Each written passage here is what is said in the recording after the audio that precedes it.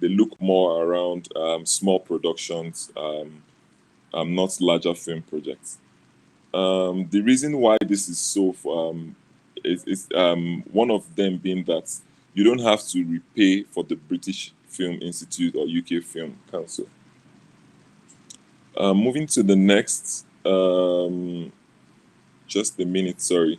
There's an organization called Filmmaking Without Borders. I don't know if we have heard about that. I'm trying to see if we have questions as well on Telegram, so we can. None of them yet. But please kindly send in your questions so we can make this interactive as the case may be. The Filmmakers Without Borders is an organization that supports independent filmmakers, mostly women around the world, via grants and other funding initiatives. Supported projects include, like I said earlier, you need to define what kind of content you are producing and what kind of font you'll be making. Their supported projects include narrative films, documentary films, and new media project that aligns with the themes of social justice, empowerment, and cultural exchanges. For such films, for most funding for women, I see the opportunity which lies in there which with a quick focus on social issues that affect women particularly. So if you're telling a story in that line, you need to be very particular on what issues actually you want to specify or you want to push out there for access for information for other women. Women make movies fiscal sponsorship. Well, this is more like a fiscal sponsorship which is designed for women filmmakers who are actively fundraising for their film projects and need a 501c3 non-profit tax exemption status. So what this means for us as my organization as well, we have a link to our global office, which is registered in the US. So for us, we're able to access some of these fundings through our global office. So I also advise if you want some of those kind of access or partnership, we'll be available at Accountability Lab to support you to see how we can access if the funding is not directly targeted at Nigerian or Africans. But yes, please come by and we'll see how we can work around that. Another thing which I also want to push, as I mentioned earlier, that looks at social issues or empowerment. At Accountability Lab, we lead the inclusion and diversity working group, which looks at women, young people, and persons with disabilities. While this session also looks at women, particularly in film funding, I also like to push this forward that a couple of us can start thinking about grants which are accessible to issues about persons with disabilities. So it doesn't just limit your scope for seeking funding. You can also expand to talk about disability issues that affect women. One of the things we've seen recently in Nigerian context talks about elections for persons with disabilities, most especially women who can access polling units or votes in their communities. So this is another thing I think we can also talk through. The Lorraine Arbus Disability Awareness Grants. It's an individual called Lorraine Arbus, Arbus. It's a New York woman in film and television who have established this disability awareness grants. The film competition, like I mentioned earlier, most of this looks at competition non-refundable grants. So their grants is at 7,500, which will be awarded to a woman filmmaker for a film on physical or developmental disability issues. I'll move to the next. I still don't have, pardon me, let me quickly check my phone. I still don't have question. Who is watching? Oh, I hope I'm on the right channel, please. Guide, oh yes, I think I am, but Yes. yes, please. Thank you very much. There is also the Blue Cat Screenplay Competition. We actually have time zone difference. I didn't hear that. We Sorry. have a time. I said we have the time zone, so people Right, will drop right. questions, on the platform much later. Then you could add that. Okay, this is fine. This is fine. This is All right. perfect. Okay.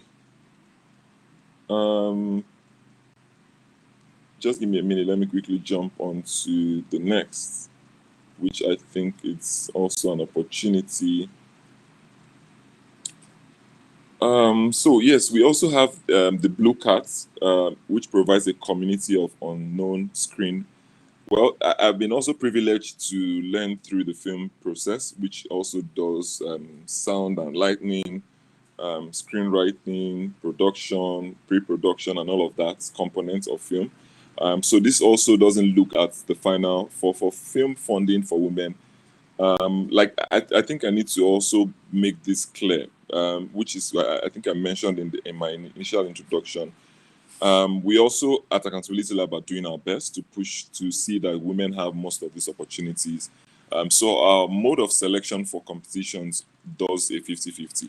So what this means is whatever applications we receive, which also has always reflected a 70% of men engagement and 30% women engagement, we take that 30% and look for the best five or the best 10, the best five, and the same for the men who have 70%. Then we have a 50-50 equal opportunities for both gender. But I'm saying this in essence to say particularly because we are talking about film funding or film grants for women most especially. It's good to see that we need to push more and we need to do more for women to have more access in the film production processes, film pre-production and post-production processes to see that they are mostly engaged in all of this. But yes, I was just making reference to this because one of the things I came across is screenwriters to develop their work. We also like to see more women in that space. So this grant talks about giving undisclosed talents a path to professional success. Blue Cats accepts both feature length and short screenplays, and in keeping with their long-standing tradition, every screenplay will receive one analysis with one of their best screenplays receiving over $40,000 in cash prize. Like I mentioned, it's also clear that most of these fund grant making organizations, they also look at the competition model to see what's showcasing young women and their talents out to the world, and also seeing that the competition model is fair in selecting the grant making process. Permit me to move on to the next. I will share a list of these sources on the chat on Telegram after now, so we can also check in and access some of this as it applies to us. We have film independent. So this is called Find. Find is Film Independent Documentary Lab. Most especially, I'm not sure my phone is blinking, but sorry, please need to check back. Okay, I don't have any for now. The Film Independent Documentary Lab, it's more at a rough cut stage in the film production process, or what we call early post-production in few exceptional cases. The Independent Documentary Lab has a mentorship program that includes exposure to industry professionals and year-round mentorship. It looks around $10,000, but for this access, like I mentioned, except for the big players who make films in I'm not sure how this has been said, but films that has like a bigger audience in terms of time of the film, maybe about 1 hour plus, or like series and all of that, which requires more funding. But this also looks at a limited funding for them at $10,000. They also provide a series of meetings, workshops, documentary lab. The Film Independent Documentary Lab provides creative feedback on stories and story notes to participating filmmakers while helping them strategize for completion, distribution, and marketing of their films. Additionally, this program serves to advance the career of its film fellows by making introductions to film professionals who can advise on both the craft and the business of documentary making. The NEH Media Projects Production Grants. It's more around the National Endowments for Humanities, which is the big daddy of government. Like I mentioned earlier, the three components which funding can come from is the government or private sector or otherwise international donors. But this looks like a big daddy of government which supports documentaries that address humanities. This can also be social impact issues or social justice issues. I'm a big advocate for that. While I also like entertainment, while we do the entertainment kind of films, we also have to plug in some of this discussion to see that we are also affecting or informing the society on this kind of issues. The application process for these grants particularly isn't easy. In the past, the elements that have been required include an experienced team. I think this is more around the bigger picture of film that's like a series or more than a 2 hours or 1 hour film making process. A non-profit organization, they require you to be a non-profit organization or a fiscal sponsor with 2 humanities advisor and a lengthy application which is involved. These grants for the NEH Media Projects Production Grants can award you up to $650,000 for one of their grants. The Media Projects Program supports documentary film, television, radio, and podcast projects that engage public audiences with humanities ideas in creative and appealing ways. All projects must be grounded in humanities scholarship in disciplines such as history, arts history, film studies, literature, religious studies, anthropology, and all of that. The projects must also demonstrate an approach that is thoughtful, balanced, and analytical. Well, like it's also mentioned, this requires an experienced team and a not-profit organization to also put more efforts. It will be advisable to get us to also register our companies. In the Nigerian context, you have it that incorporated trustees, or I think there's all, I can't even remember what that is, but either you are required as a by guarantee by sorry, I'm trying to figure out what that is, but it's more a company with profit making or a company without profit making. So that is the 2 components which I also advise us to look at in registering our organizations or companies. I'll move on to the next, which is I mentioned the sorry, please.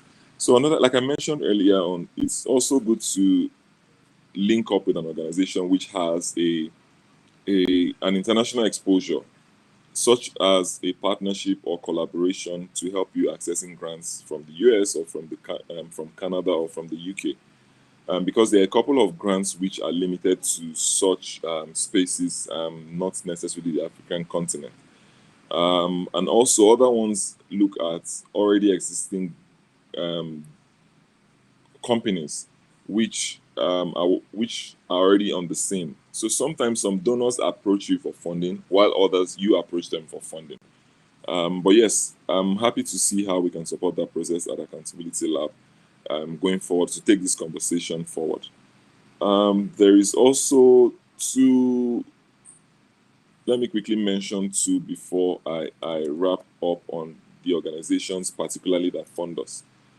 There's Chicken and Egg Pictures, supporting women filmmakers who are passionate about the craft of storytelling, as they are about the social justice, environmental, and human rights issues they are embracing, translating and exploring on film. That is called Chicken and Egg. I'll share these ones on the group, like I mentioned earlier. There's The Future of Film is Female. I guess most of us must have seen this previously, but if you've not, like I said, I'll share on the group. The Future of Film is Female projects provides financial and promotional support to women filmmakers who are in pre or post production of a short film. As part of the larger conversation happening in the film community about the lack of, like I mentioned earlier, there's the lack of female filmmakers. This project has been initiated for positive change because providing financial assistance is the first step to increasing the representation of women's voices in the industry. This project awards the individual grants from $500,000 to $1,000. Quantity dependent on sales. This is more like profit oriented on a quarterly basis. All proceeds from the film Future of Film is Female goes to the female filmmaker with a short film in any stage of production.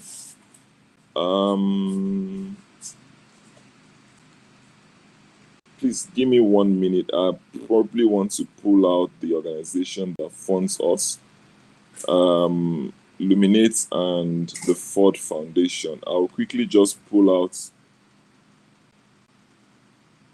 Sorry, please.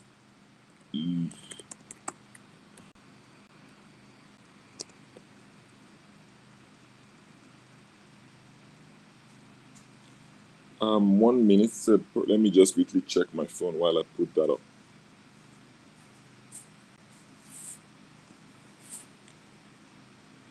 Okay, so I still have questions. Are these grants open to women across Africa?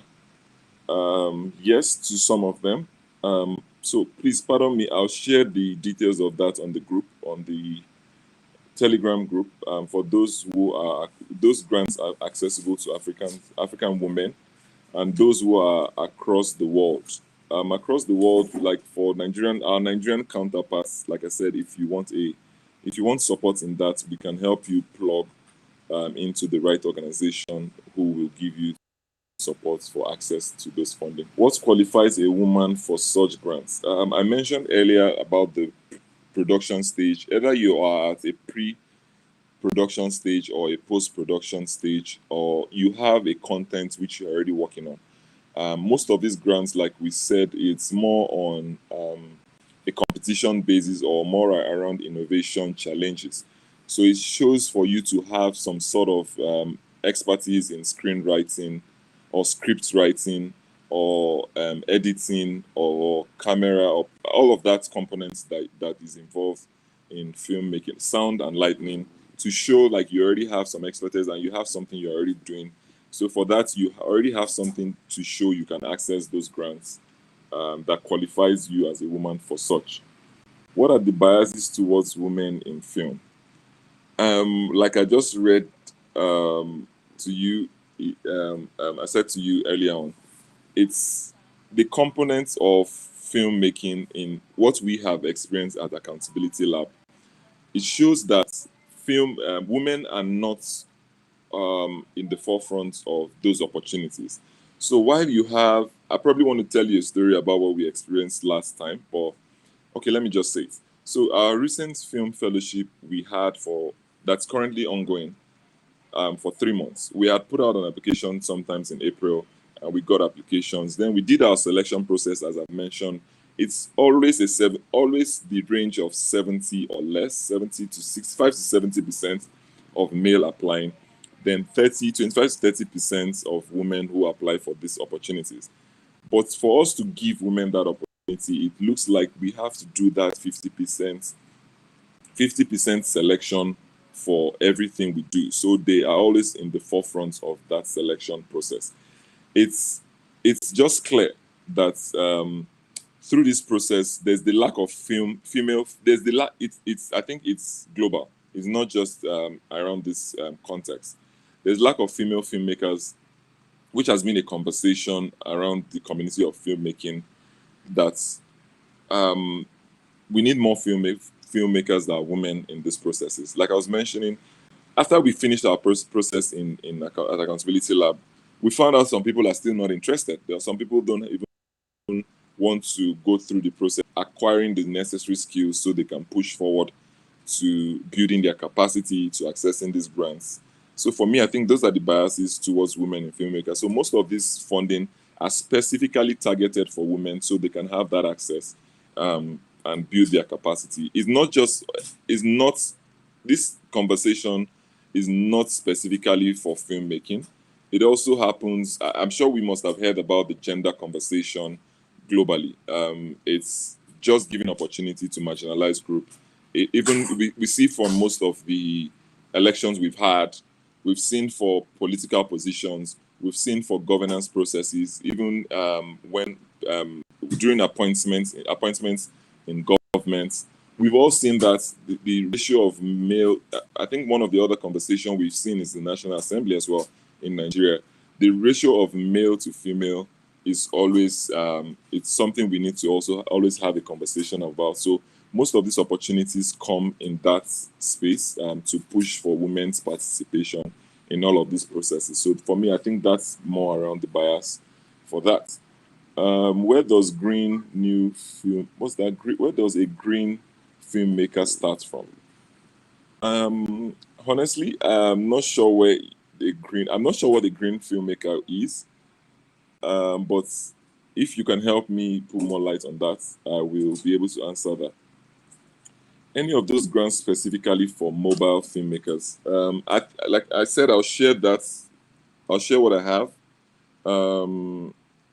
I'll share what I have on the chat so we can all access that and specify the ones that are for mobile filmmakers. Our filmmaking process.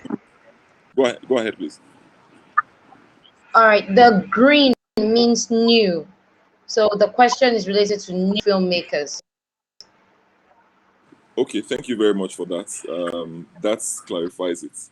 But first of all, I was going to say for our film making process or film competition or film fellowship that we had last year, we specifically targeted mobile filmmaking. So here's in line with the question about green filmmakers. This is another challenge which we have seen. Not all green filmmakers have access to the right accessories or the right equipment or in film production.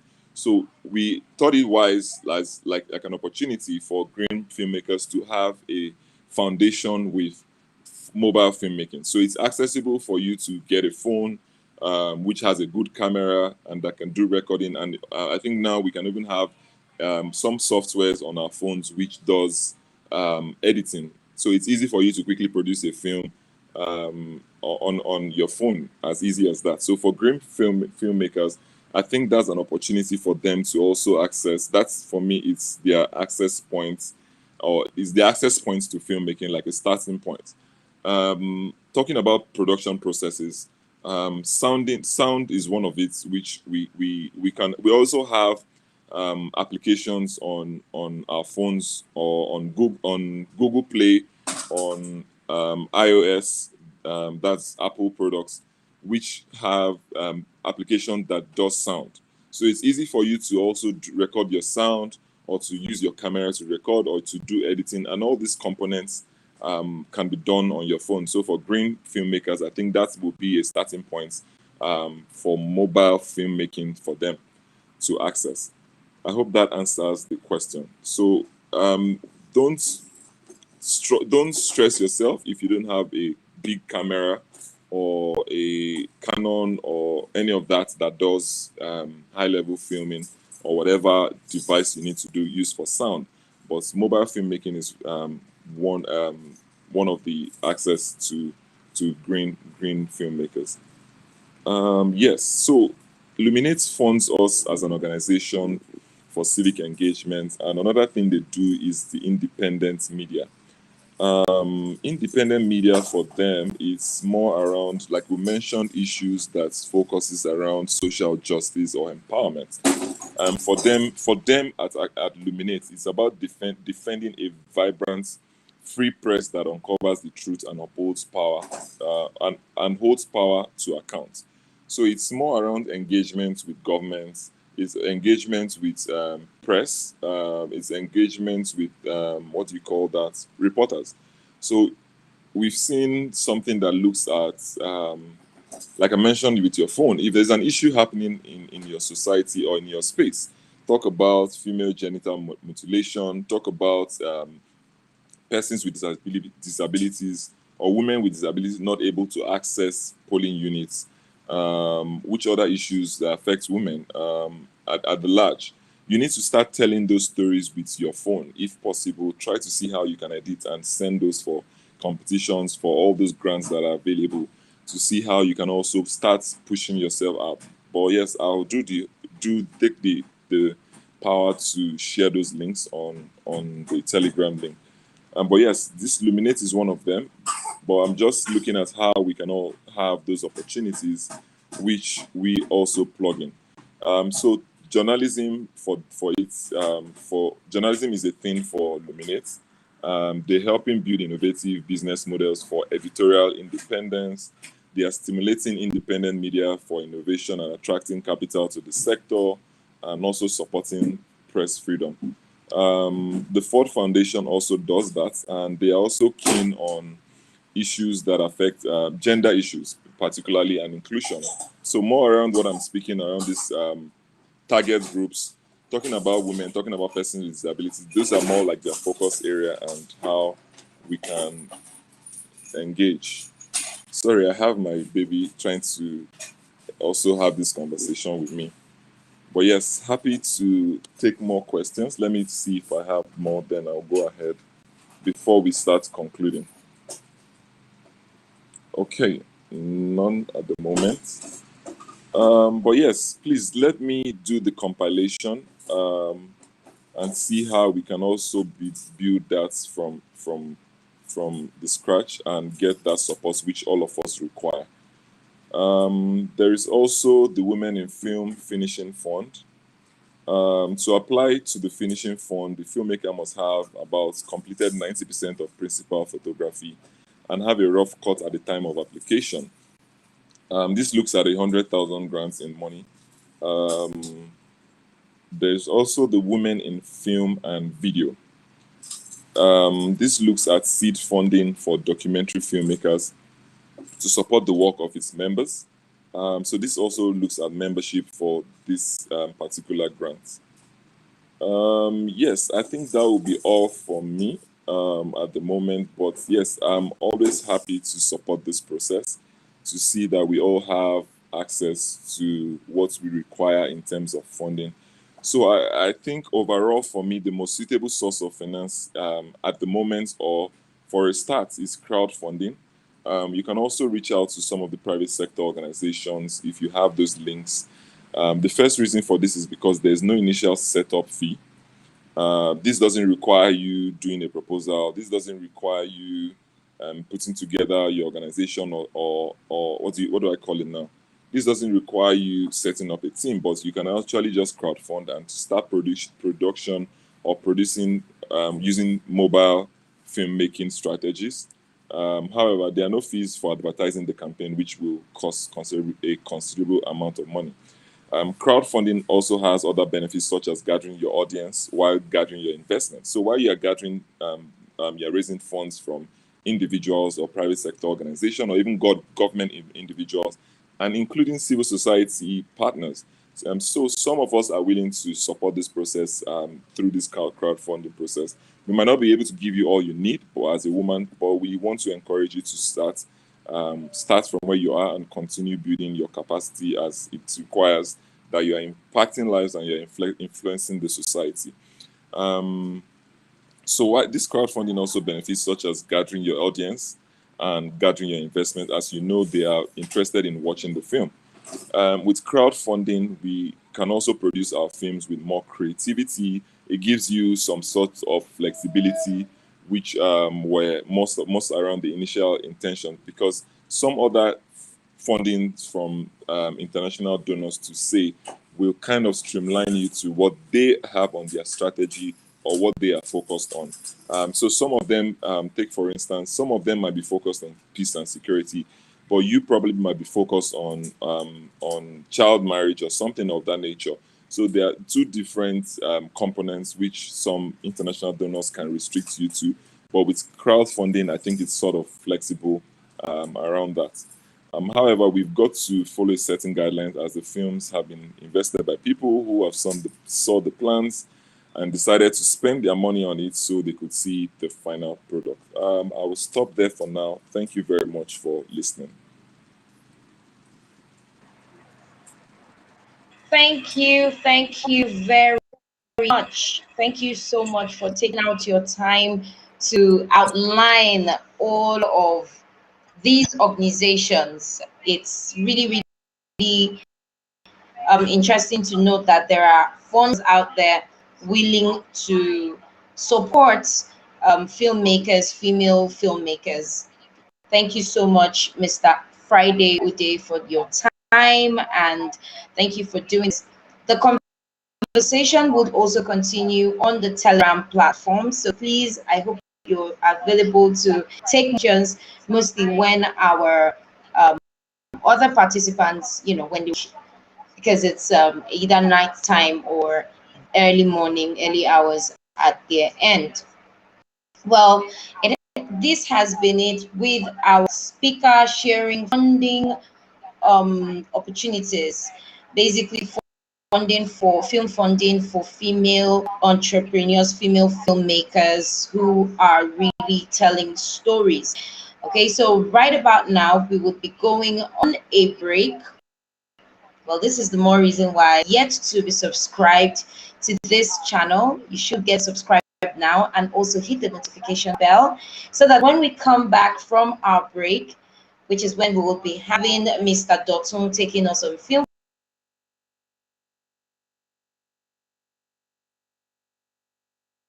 All right. So we see you in minutes to 1 hour's time. Thank you. The conversation